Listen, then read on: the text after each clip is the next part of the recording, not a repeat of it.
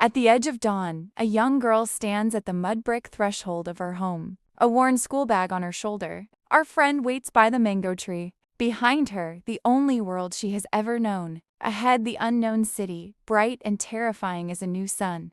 The city was concrete and indifference. She scrubbed floors that were never hers, washed dishes in kitchens that smelled of other people's lives. She was polite, she was invisible, she was learning. The work was hard, but she did not bend. She had worked for 11 months.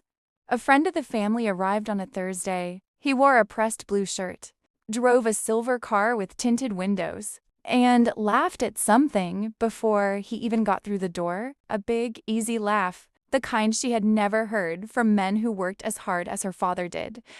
He came back the following week, and the week after that, he always had a reason, a borrowed item, a favor owed to the family. But his eyes always found her first before they found his host. One evening, he lingered near the side of the compound where she washed dishes. He set a bottle of orange Fanta on the ledge without a word and walked away. He took her to a small restaurant the first time, not the expensive type, but the kind with plastic chairs and a television always on. He ordered for her and watched her eat, pleased, as though feeding her was something he had been waiting to do. They talked for 3 hours. She told him about the village, the school she had left, her mother's garden. He listened, really listened, in the way that makes a woman believe she is the most interesting person in the world. "Someday, I will take you somewhere that does not close at 8, he said, tracing her hand on the table. He came with soft words and a smile that cost her everything.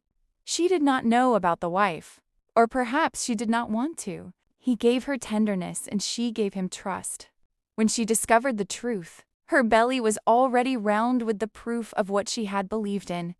He came into the world at 3 a.m., screaming like he already knew what this life would demand of him. She held him against her chest, this tiny person who was entirely her own. For a moment, in that hospital room, the world rearranged itself around his heartbeat. Life in the city had taken more than it gave. She packed what little she had, her son on her back, a bag in her hand, and walked toward the bus. The village would see her return as failure. She told herself it was only a chapter closing. She did not entirely believe it.